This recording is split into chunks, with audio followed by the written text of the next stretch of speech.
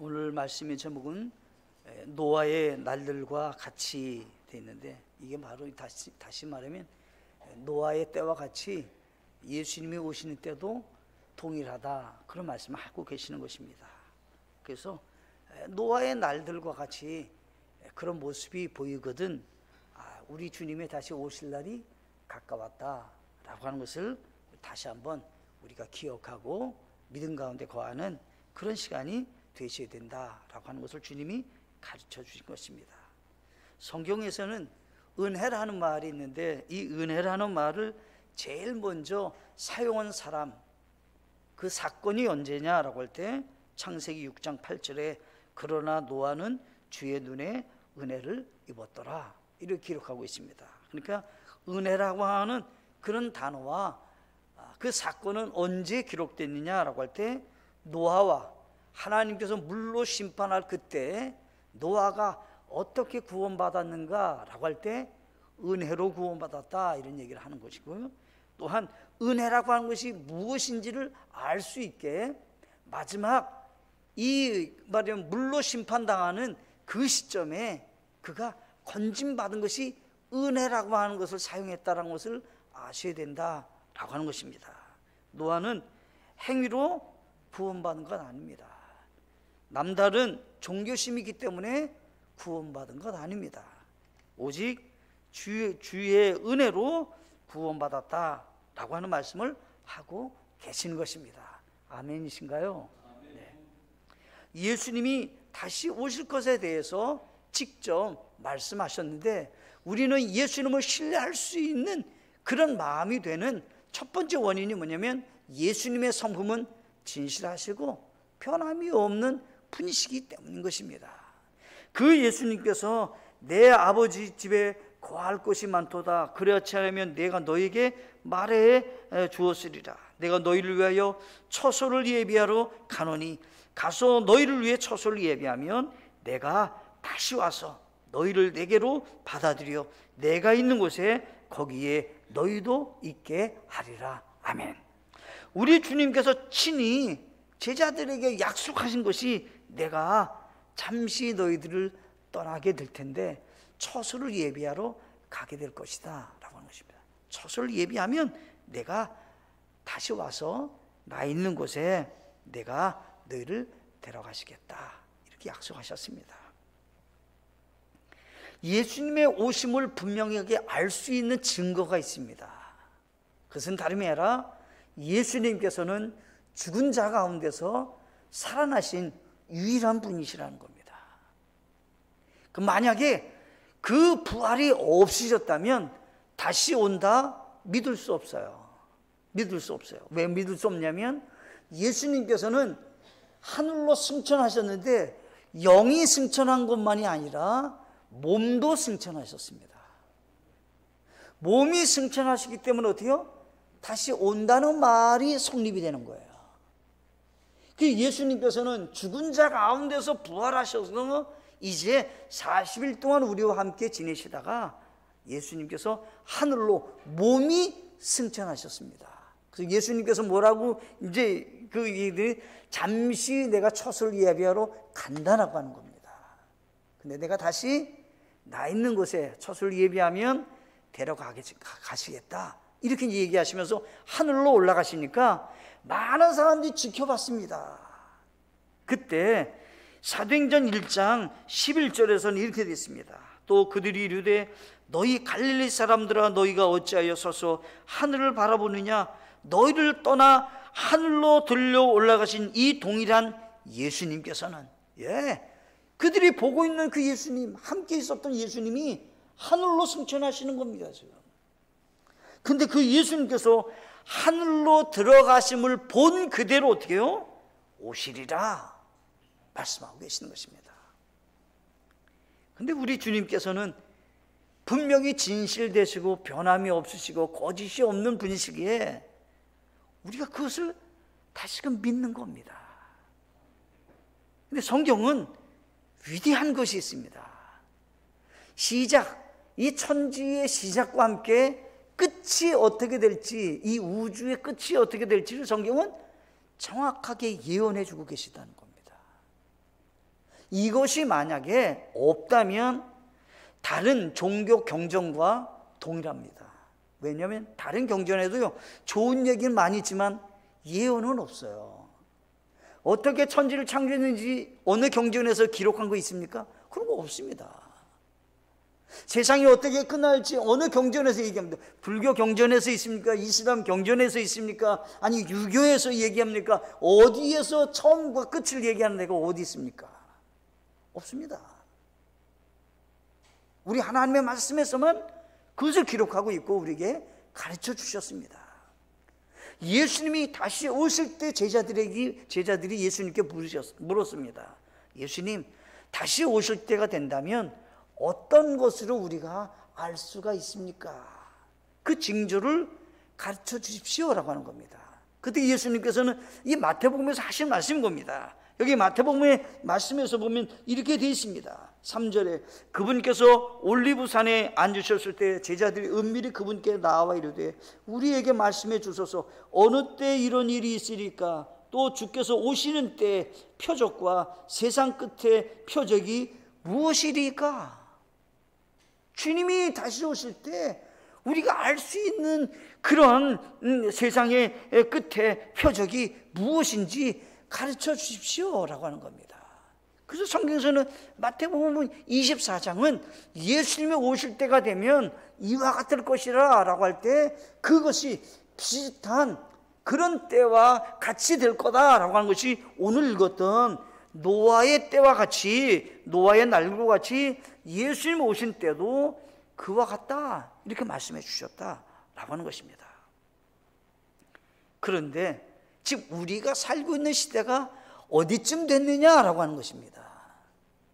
잠을 자고 예수님이 오실 때가 멀었다고 생각할 만큼 그렇게 여유로운 시간에 있는가라고 하는 것입니다. 그렇지 않다라고 하는 것입니다. 그렇지 않다. 그래서 성경에서는 몇 가지 징조를 말씀하셨습니다. 여기 성경에 보면 36절부터 39절에서는 아주 중요하게 볼 수 있는 단어가 있습니다. 그 첫 번째 단어가 뭐냐면 아무도 알지 못한다, 알지 못한다, 알지 못한다 라고 하는 단어입니다. 36절에 보면 이렇게 되어 있습니다. 결코 아무도 알지 못한다. 언제? 예수님이 오시는 날과 시각은 아무도 알지 못한다. 또 누구도 모르냐? 하늘의 천사들도 알지 못하고, 그죠? 알지 못한다 이런 얘기입니다. 알지 못한다. 그 다음에 39절에 홍수가 나서 그들을 다 쓸어버릴 때까지 알지 못하였나니 라고 했습니다. 그러면 세상 사람과 그리스도인과는 차이가 있다는 것입니다. 세상 사람들은 알지 못합니다. 우리도 알지 못하는 것이 하나 있습니다. 예수님이 언제, 몇 년도에, 며칠 날, 몇 시에 오실지 우리도 모르지만 한 가지 아는 것이 뭡니까? 징조는 안다는 겁니다. 낮인지 밤인지 비가 오는지 날씨가 아주 좋은 그러한 태양빛이 내리는 그러한 곳인지 우리는 분별하고 예수님을 맞이할 수 있다라고 하는 것입니다. 그런 차이가 있다는 겁니다. 그런데 지금 세상 사람들은 어떻다는 겁니까? 알지 못한다라고 하는 겁니다. 전부를 알지 못한다는 겁니다. 예수님 오신다고 하는 징조도 기억지 못하고 알지 못하는 겁니다. 그래서 어떻게 해요? 홍수가 다 찾아와 갖고 죽는 그 순간까지도 그들은 어떻게 해요? 알지 못하고 멸망을 당했다라고 하는 것입니다. 우리는 세상 사람과 같이 그렇게 멸망을 당하는 사람으로 끝을 우리가 맺어야 되겠습니까? 지혜로운 사람이 아닙니다. 그 사람은 하나님의 말씀을 알고 우린 거기에 준비하고 믿음으로 사는 사람이 되셔야 된다라고 하는 것입니다. 오늘은 세 가지를 살펴보기로 합니다. 첫째, 주님의 오심을 깨어 사모하여야 합니다 라고 하는 것입니다. 여기 성경에 보면 이렇게 말씀하셨습니다. 예수님이 오실 때가 된다면 사람들이 어떻게 하고 지내는가 라고 할 때 여기서 먹고 마시고 장가가고 시집가고 라고 하는 겁니다.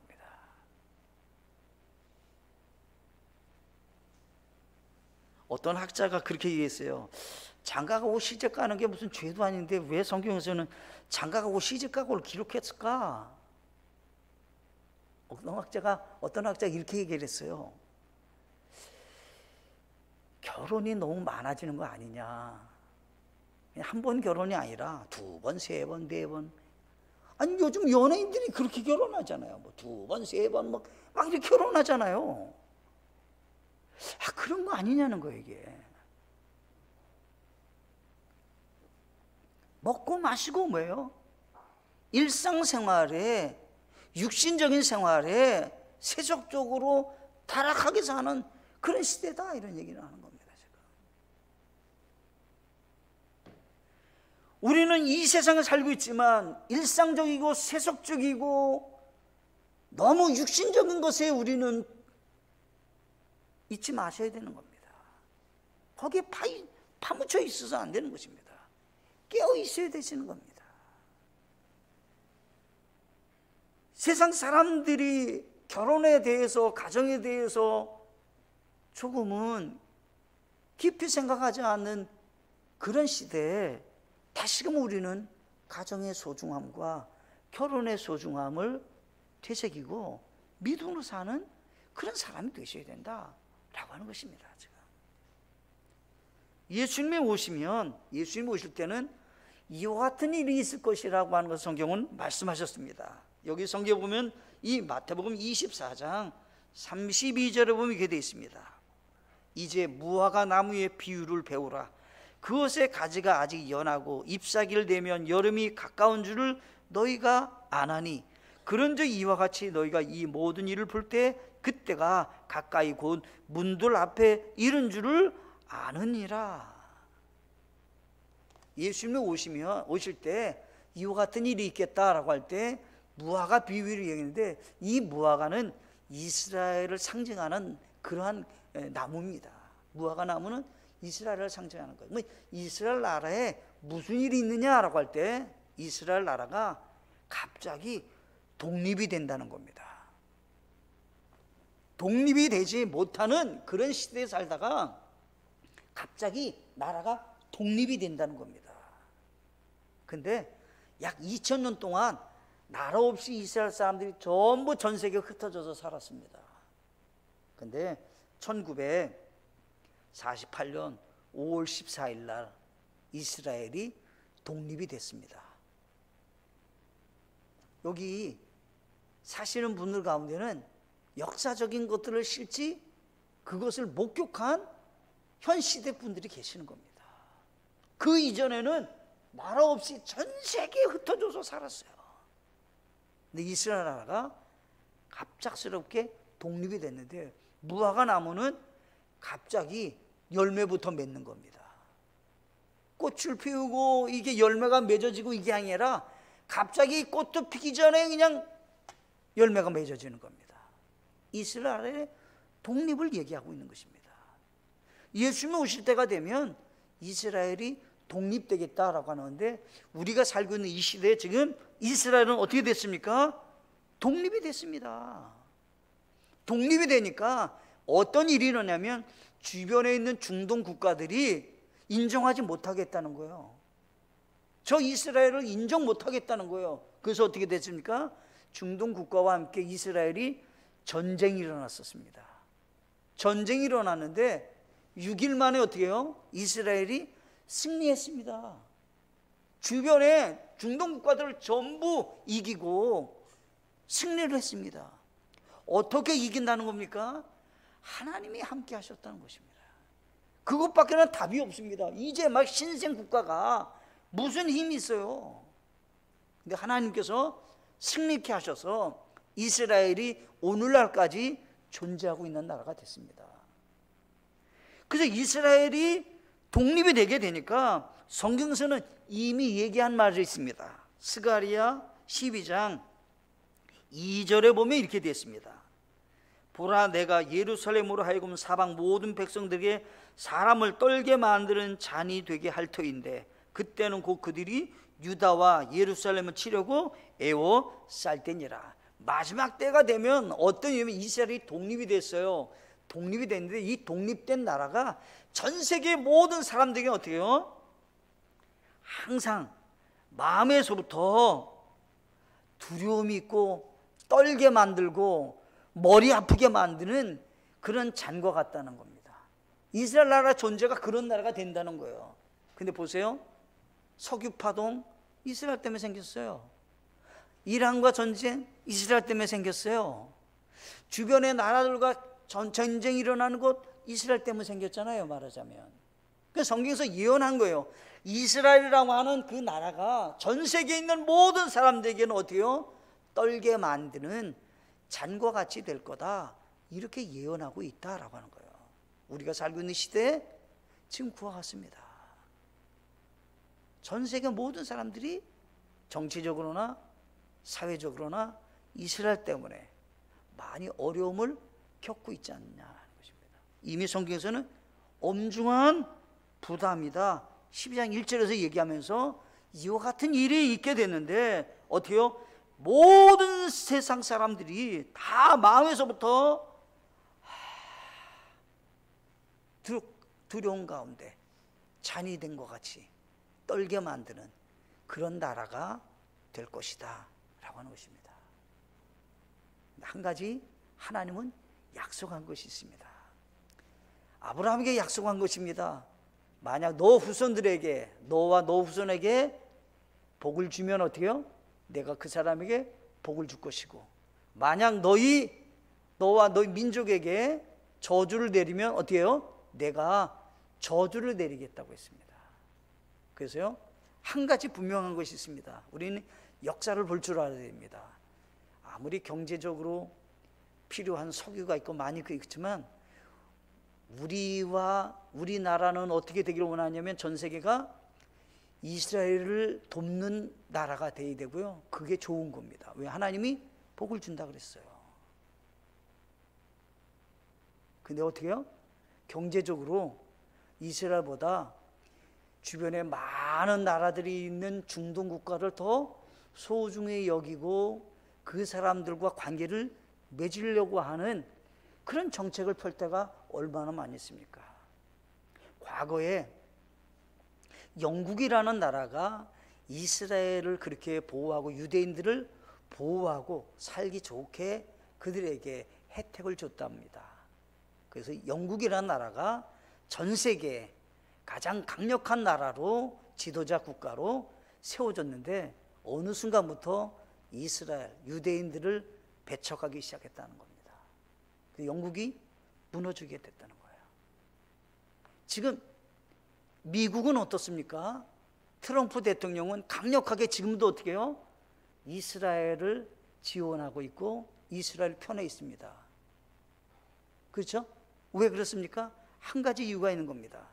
하나님의 말씀의 약속을 생각하고 있기 때문인 것입니다.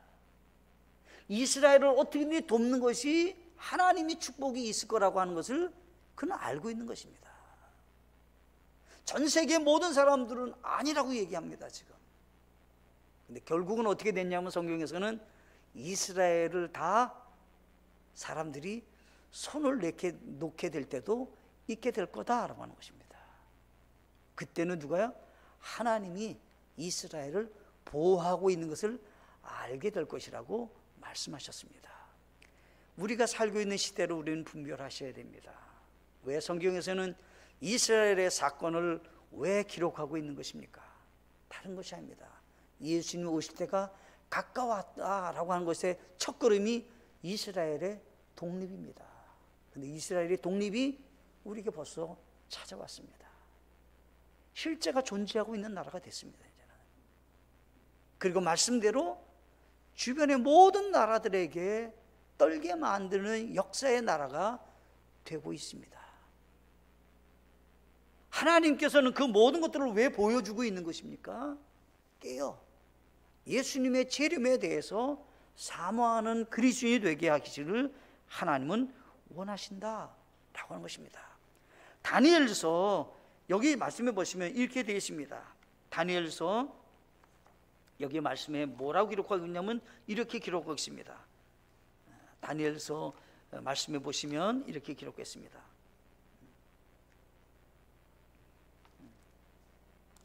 제가 12장 4절에 그러나 오 다니엘아 너는 끝이 임하는 때까지 그 말씀을 닫아두라.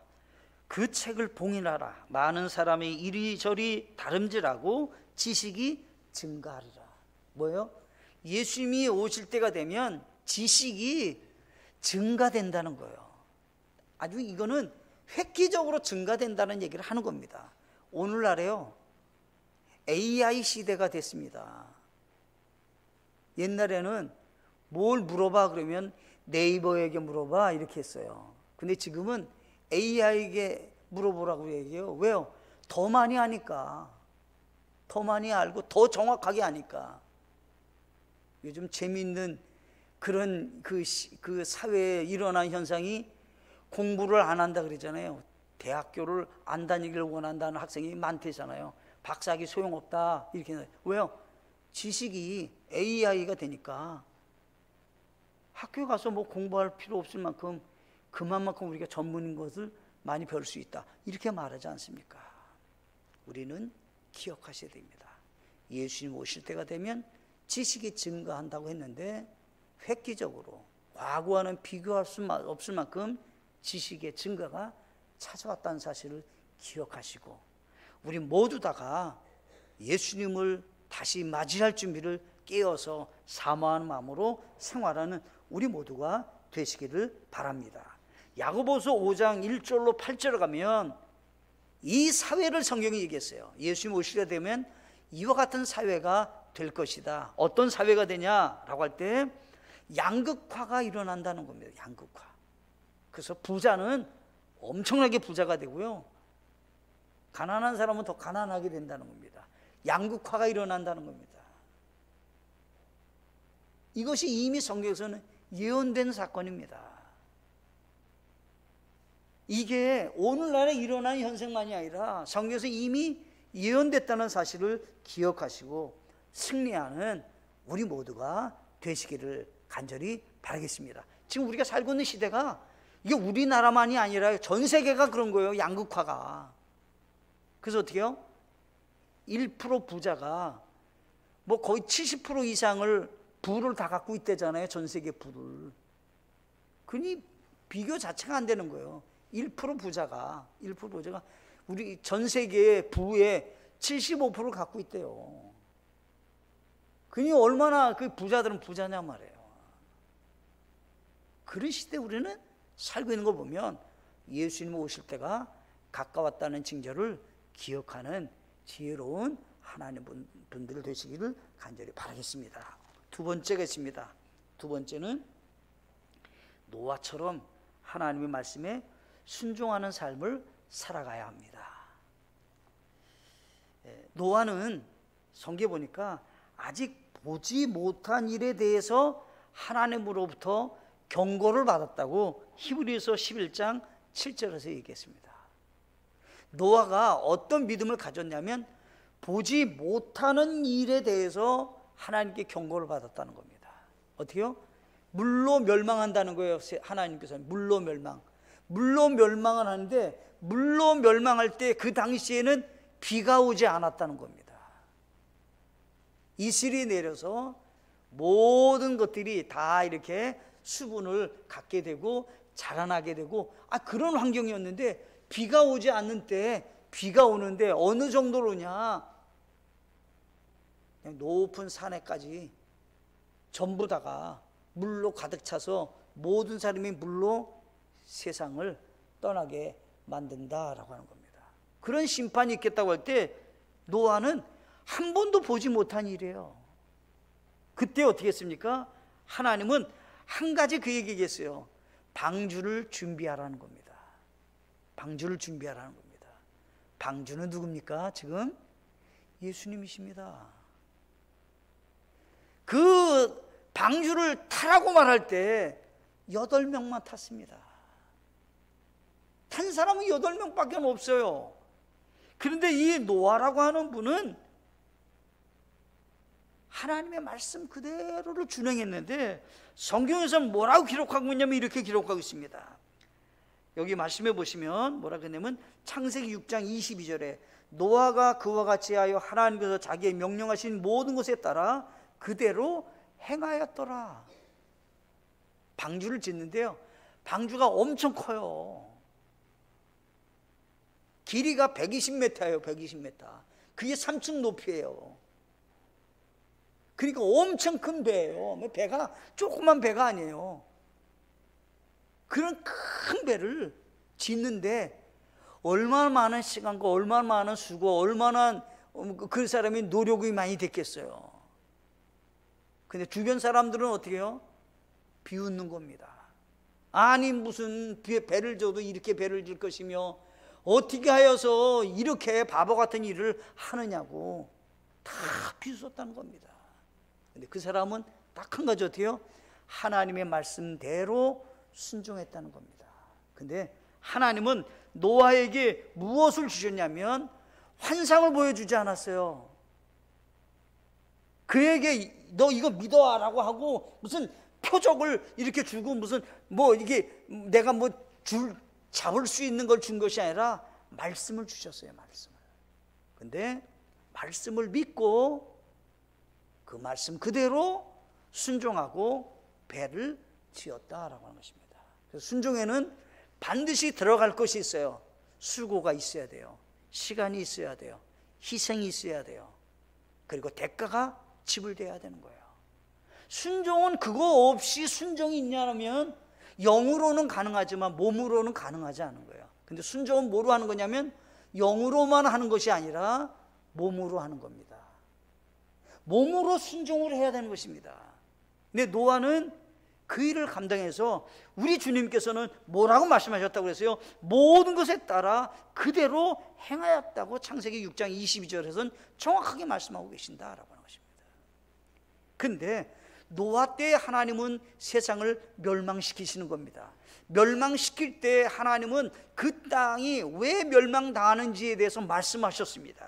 여기 창세기 6장에 보시면 이렇게 말씀하셨습니다. 6장 11절에 땅도 하나님 앞에 부패하여 폭력이 땅에 가득하더라. 여기 땅도 하나님 앞에 부패했다라고 할 때는 두 가지가 있는 겁니다. 땅이 부패했다는 얘기는 이 땅이 부패했다는 게 아니라 거기 사는 사람들이 부패하고 있다라고 하는 거예요. 그 두 가지가 뭐냐라고 할 때 하나는 음행과 하나는 우상숭배인 겁니다. 사람들을 더럽게 만드는 것은 이 두 가지입니다. 음행과 우상숭배예요. 그 하나님이 어떻게 해요? 멸하리라고 생각하신 겁니다. 그때 이 노아라는 분이 믿음을 지키기가 어려운 사회예요. 믿음을 지켰다 이런 얘기 나오는 겁니다.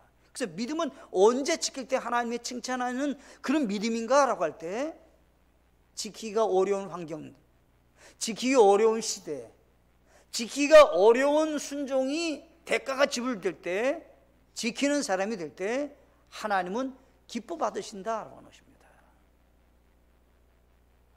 얼마나 많은 돈이 들어갔겠어요? 그 많은 돈을 들여서 배를 짓는데 얼마나 많은 시간이 들어갔겠어요? 그 일하느라고 얼마나 땀을 흘렸겠어요? 근데 어때요? 순종했다라고 하는 겁니다. 그래서 성경에서 뭐라고 하냐면 믿음으로라고 하는 말을 했는데 이 믿음은 보지 못한 것들의 증거라고 히브리서 11장 1절에서 말씀하셨어요. 믿음이 있다고 하면은 믿음은 어떤 거냐면 보고 믿는 것은 진정한 믿음이 아니고 보지 않고 믿는 것이 믿음인데 노아는 보지 않고 홍수로 멸망할 것을 하나님은 말씀하셨고 방주를 지으라고 할 때 방주를 짓고 있었다라고 하는 것입니다. 우리도 마찬가지입니다. 이 시대에 주님이 다시 오신다고 말씀하셨는데 우리는 어떤 믿음을 가지셔야 되겠습니까? 첫 번째 우리 그리스도인들은 예배의 승리자가 되셔야 됩니다. 모이기에 힘쓰는 믿음의 용사가 되어야 합니다. 예배는 어떻게 드리는 겁니까? 몸으로 드리는 겁니다. 인터넷으로 드리는 거 아닙니다. 그건 예배 아닌 겁니다. 예배는 어때요? 모일 때 예배가 되는 겁니다. 모이지 않으면 예배가 아닙니다. 아셨습니까? 네, 꼭 기억하세요. 이게 성경적인 개념입니다. 예배는 모이지 않고 예배드리는 건 이게 예배가 아닌 거예요. 성경에서 말하는 모여서 예배 드리는 겁니다. 또 한 가지가 있습니다. 우리 그리스도인들이 예수님에 대해서 내가 순종하려면 내 것이 아니라 주님의 것이라고 하는 산 제사를 드리는 믿음의 사람이 되셔야 되는 겁니다. 모든 것은 다 주님의 것이라고 하는 믿음을 가지셔야 되는 겁니다. 내 것이 아닙니다. 내 것을 내가 쓰는 게 아니라 주님이 주신 것 내가 사용하고 있는 것입니다. 산 제물이 되어서 우리는 하나님께 드려지는 삶을 사셔야 된다는 사실입니다. 세 번째, 마지막으로 노아처럼 하나님의 의를 선포하는 자가 되어야 합니다.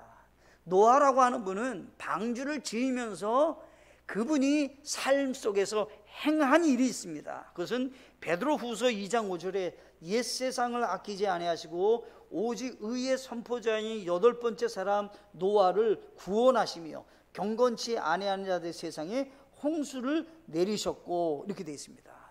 홍수가 온다고 하는 것을 어떻게 해요? 노아라고 하는 분은 사람들에게 알려주었다는 겁니다.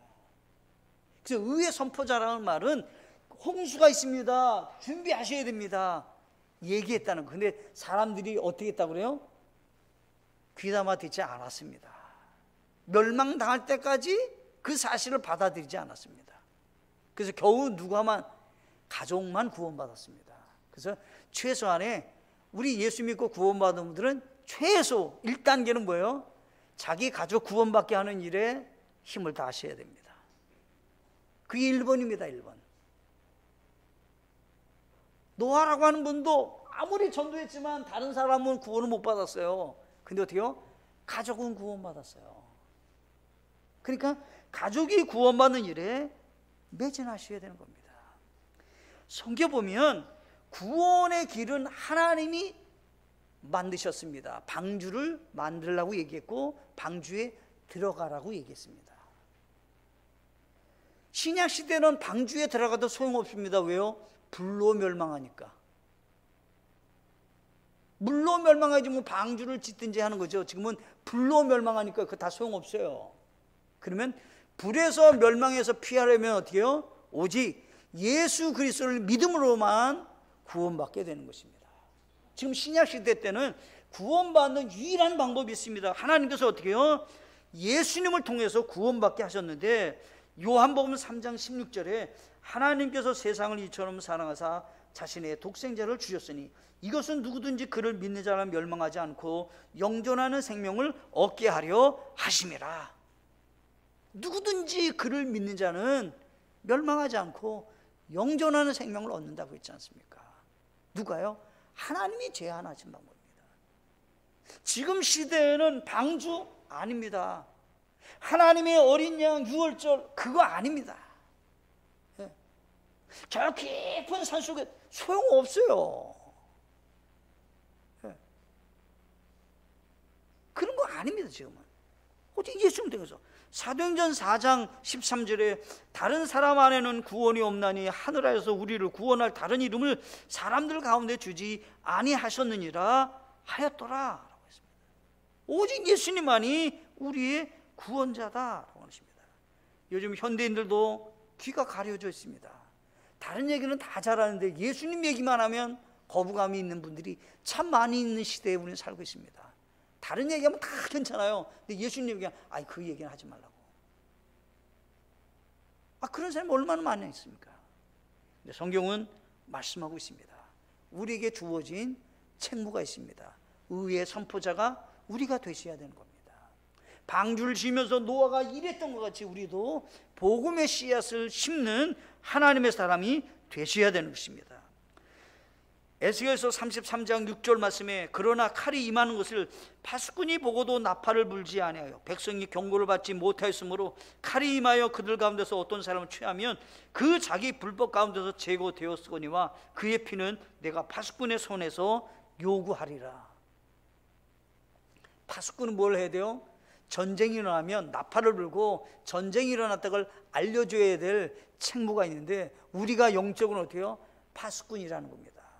예수님이 오실 때가 가까웠습니다. 불로 심판 때가 가까웠습니다. 어떻게 해요? 피하라고, 예수님 믿으라고 알려주는 일을 우리는 감당하셔야 되는 것입니다. 그것이 우리의 책무인데 만약에 그렇게 하지 않으면 파수꾼의 손에서 우리를 어떻게요? 산다고. 그 핏값이 너에게 있다고 하나님은 그렇게 말씀하신다, 이런 얘기를 하고 계시는 것입니다. 성경에 보면 데살로니가 후서 1장 8절에 보면 이렇게도 말씀합니다. 하나님을 알지 못하는 자들과 우리 주 예수 그리스도의 복음에 순종하지 않는 자들에게 타오르는 불로 징벌하실 때 그리하시리라. 데살로니가 교회 성도들은요, 이 말씀을 정확하게 알고 믿음을 지켰어요. 왜냐하면 타오르는 불에 징벌할 때가 있을 거다라고 하는 것을 알고 살았다 이 말이에요. 그러면요, 아마 우리들도 달라지실 거예요. 아, 이게 다 불로 다 없어질 거야. 그럼 우리 마음이 여기에 이 마음이 빼앗겨지는 일이 덜 하시겠죠. 이게 전부인 것 같지는 아니죠. 그래서 오늘 말씀 우리는 기억하셔야 됩니다. 노아가 전하는 말에 귀를 기울이지 않았음에도 불구하고 전했던 것 같이 우리도 복음을 전하는 하나님의 사람들이 되시고, 날마다 전도지도 가지고 전도도 하시고, 만나는 사람들에게 예수님 믿으라고 강권도 하시고, 우리 교회 가시자고 초청도 하시고, 그러셔서 이 시대에 노아와 같은 의의 선포자가 되는 하나님의 분들이 다 되어주시기를 간절히 바라겠습니다. 함께 기도하시겠습니다.